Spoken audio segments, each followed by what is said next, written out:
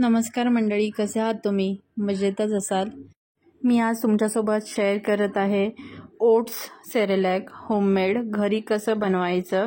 तर ती रेसिपी मी शेअर करत आहे. तर चला वेळ न घालवता रेसिपीला सुरुवात करूया. तर सर्वात आधी मी इथे 1 कप शेंगदाणे घेतलेत.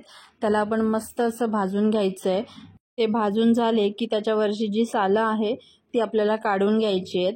तर त्यासाठी शेंगदाणे चांगले भाजणे गरजेचं आहे. तर आपण इथे मस्त असे शेंगदाणे भाजून घेऊया. इथे माझे शेंगदाणे व्यवस्थित असे भाजून झालेत. आता आपण त्याला साईडला काढून घेऊया, थंड होऊ देऊ आणि थंड झाल्यावरती त्याची जी सालं आहेत ती आपण काढून घेऊ.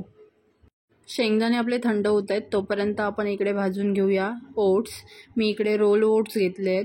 तर जो मेजरमेंट दाखवलेत ते मी 5 कप ओट्स घेतलेत आणि तो 1 कप शेंगदाणे घेतले होते.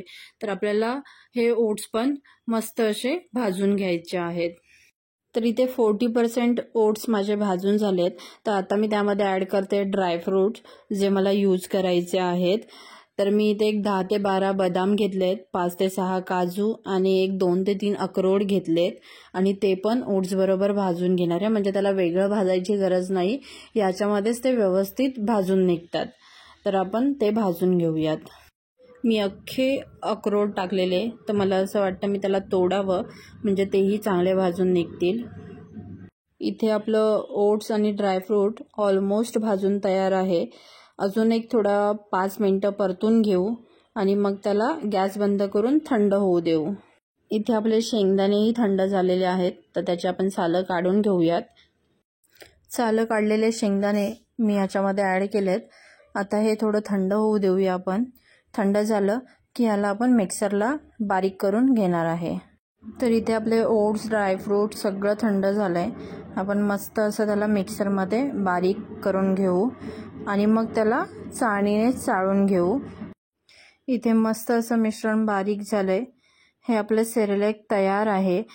तुम्ही चाळून घेतलं तर बरं होईल. म्हणजे एखादा जर कुठे शेंगदाण्याचा पीस वगैरे जाड राहिला असेल, ड्रायफ्रूटचा पीस जाड राहिला असेल तर तो काढून टाकता येईल. नाहीतर असंच सुद्धा यूज करू शकतो आपण. जर तुम्हाला खात्री असेल की व्यवस्थित बारीक झाले तर तुम्ही असंही डायरेक्ट यूज करू शकता.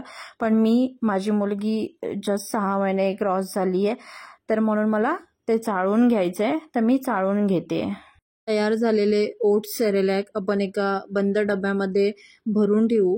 हे सेरेलॅक साधारणतः 1 महिनाभर यूज करू शकतो, काही प्रॉब्लेम होत नाही. दुसरी गोष्ट म्हणजे हे मुलांना पचण्यासाठी खूप सोपं आहे. तसंच यामध्ये प्रोटीन आहे, आयर्न आहे. मुलांचं वेट वाढण्यासाठी खूप मदत होते, त्यांच्या डेव्हलपमेंटसाठी खूप मदत होते. तर तुम्ही हे नक्की ट्राय करा. तसंच हे बनवणंही अगदी सोपं आहे. एक 5 मिनिटात फूड तयार होतं आणि फ्रेश फूड तुम्ही बाळाला देऊ शकता जेव्हाच्या तेव्हा बनवून.